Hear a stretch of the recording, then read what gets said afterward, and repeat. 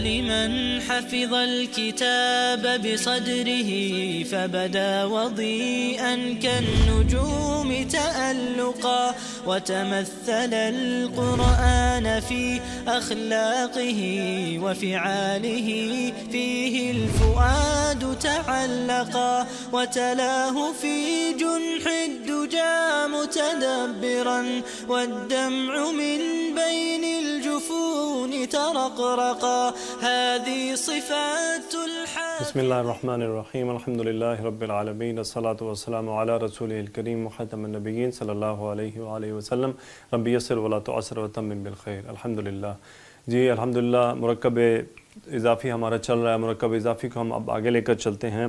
ہم نے پڑھا تھا حامد کا دروازہ یا حامد کا گھر. حامد کا گھر یہ مرکب اضافی ہے آپ کا. اس میں کیا ہے؟ حامد آپ کا مضاف ہے، مضاف الیہ ہے، اور گھر آپ کا کیا ہے؟ مضاف. ہم نے اس طرح اس کو بنایا تھا کہ بیتو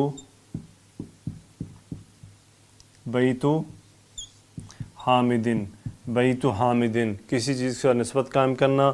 بیتو آپ کا مضاف جو ہے وہ ہلکا ہوتا ہے اور الف لام کے بغیر آتا ہے، اور مضاف الیہ آپ کا حالت جر میں ہوتا ہے.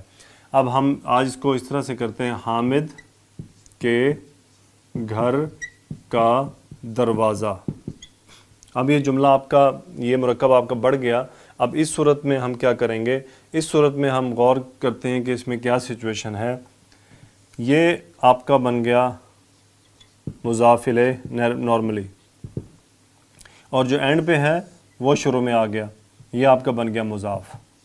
اب جو آپ کے سینٹر میں ہے یہ اس کے لیے مضاف الیہ ہے اور اس کے لیے یہ مضاف ہے.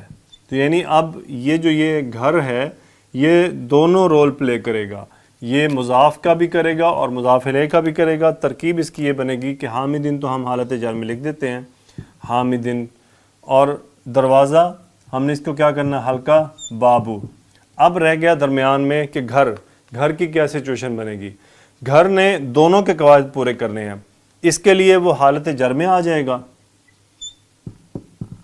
بیتی، یہ اس کے لیے حالت جر میں آ گیا، اور اس کے لیے یہ الف لام کے بغیر ہو گیا. تو اس نے دونوں کے قاعدے پورے کر دی، دونوں کے ریکوائرمنٹ پوری کر دی. اس کے لیے مضاف الیہ بن گیا، جو ہے وہ جر میں چلا گیا، اور اس کے لیے وہ ال کے بغیر آ گیا. تو اس نے دونوں کے ترتیب پوری کر دی. اس کا ترجمہ یاد رہے کہ جو مرکب اضافی ہوتا ہے وہ ریورس ترجمہ کر سکتے ہیں آپ. حامد کے گھر کا دروازہ، حامد کے گھر کا دروازہ. اس قسم کے مرکب کو مرکب اضافی پیچیدہ کا نام دیا گیا ہے کہ اس میں سمپل مرکب اضافی سے بات آگے بڑھ گئی ہے. اب میں آپ کو ایک دو اگزامپل اور کرواتا ہوں، پھر انشاءاللہ حدیث سے اور قرآن پاک کی ایک آیت سے میں آپ کو مرکب اضافی پیچیدہ کی ایک اگزامپل دوں گا انشاءاللہ. اللہ کے رسول کی بیٹی کی دعا. اب یہ بھی آپ کا ایک مرکب اضافی پیچیدہ ہے. اب یہ بڑھ گیا ہے، یہ آپ کا یہ شروع میں آ جائے گا اور یہ اینڈ پہ آ جائے گا. اس کی پوزیشن یہ بنے گی اور اس کی پوزیشن یہ بنے گی. دعاؤ بیٹی،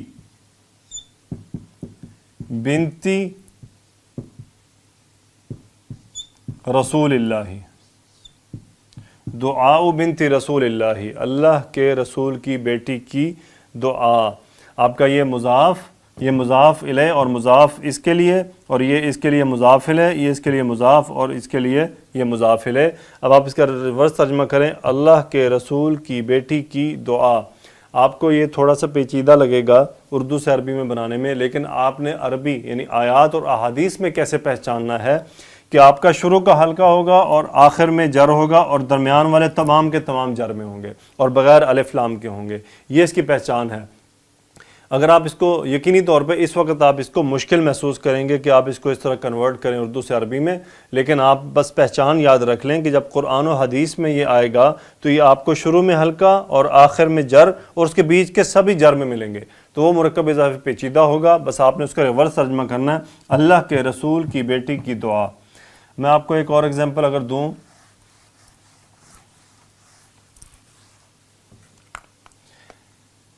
موت کے ذکر کی کثرت.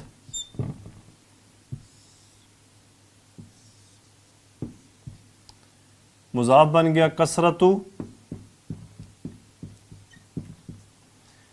الموتی حالت جر میں چلا گیا اور درمیان میں ذکر کثرت ذکر الموتی کثرت ذکر الموتی. اب آپ کو قرآن سے میں اگر ایگزامپل دوں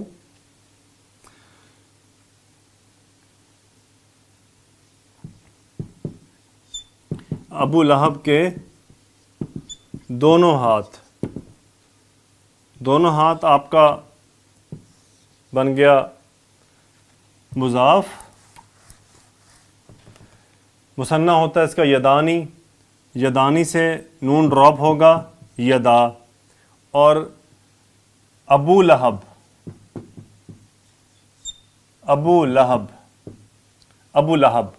یہ ابو لہب میں ایک ورڈ ہے. ابھی چلے میں اس کی بھی ساتھ ہی آپ کو تفصیل بتاتا چلوں. پہلے یہ اسماء خمسہ ہیں. اسماء خمسہ یہ 5 الفاظ ایسے ہیں جو جب مرکب اضافی میں استعمال ہوتے ہیں تو یہ ڈیفرنٹ طرح سے ہوتے ہیں. ان کو نوٹ کر لیں. یہ پوری عربی میں 5 ہیں. پہلا ہے ابن اخن فمن ہمن اور ذو. ان کا ترجمہ کیا ہے؟ ابن کا مطلب ابو، اخن کا مطلب بھائی، فمن کا مطلب منہ، ہمن کا مطلب سسر اور ذو کا مطلب والا. اب ان کی حالت رفع نصب اور جر وہ سیپریٹ ہے. نصب اور جر. ابن کی رفع ہے ابو. دیکھیں یہ ابن، اخن اور فمن، ہمن اور ذو جب یہ ان کنڈیشن میں آتے ہیں، رفع نصب جر میں یوز ہوتے ہیں مضاف بن کے، تو یہ اس طرح سے آتے ہیں. ورنہ یہ نارملی ابن ابن، اخن اخن، فمن فمن، ہمن ہمن، ذو. لیکن جس وقت یہ مرکب اضافی میں مضاف بنتے ہیں تو یہ اس کنڈیشن میں آتے ہیں. ابو، ابا اور ابی. اخو، اخا، اخی. فو، فا، فی. ہمو، ہما، ہمی. ذو، ذا اور زی. یہ 5 اسماء ہیں. یہ خاص اسماء ہیں. ان کو آپ نے نوٹ کر لینا ہے، ان کو پہچاننا ہے. اب میں بناتا ہوں ابو لہب. دیکھیں ابو لہب، یہ ابو لہب کی بیسیکلی خصوصیت تھی. ابو لہب. اب اس میں ابو حالت رفع میں آپ کا یوز ہو رہا ہے. ابو لہبن، ابو لہبن. اب میں کہہ رہا ہوں کہ ابو لہب کے دونوں ہاتھ. یدانی سے نون ڈراپ ہو گیا، یدا بن گیا. اب یہ دیکھیں ابا، لہبن اینڈ پہ میں لکھ دیتا ہوں لہبن. اب یہ جو ابو ہے اس کو مجھے حالت جر میں کنورٹ کرنا ہے، تو مجھے یہاں پہ اس کو لے کے آنا ہے. یدا ابی لہبن. تو قرآن میں کیسے تبت یدا ابی لہبن، تبت یدا ابی لہبن. یہ مضاف، یہ مضاف الیہ، اس کے لیے یہ مضاف اور یہ اس کا مضاف الیہ. یدا ابی لہبن. دیکھیں یہ آپ کا حالت رفع میں ہے اور یہ ابی حالت جر میں ہے، لہبن بھی حالت جر میں ہے. تو یہ ابن، اخن، فمن، ہمن اور ذو یہ 5 اسماء ہیں. ان کو آپ نے نوٹ کر لینا ہے. ایک حدیث مبارکہ میں ایک ورڈ یوز ہوتا ہے. رسول اللہ صلی اللہ علیہ وآلہ وسلم نے فرمایا لا تزول قدم ابن آدم یوم القیامت حتی یسأل عن عمره فیما افناہ وعن شبابہ فیما ابلاہ ومالہ من این اکتسبہ وفیما انفقہ وماذا عمل فیما علم. یہ رسول اللہ صلی اللہ علیہ وسلم کی حدیث مبارکہ ہے. اس میں آپ دیکھیں قدم ابن آدم، یہ آپ کا مرکب اضافی پیچیدہ. قدمانی، قدم ایک قدم، قدمانی 2 پاؤں. تو قدمانی سے یہاں پہ نون ڈراپ ہو چکا ہے، یہ مضاف بن گیا.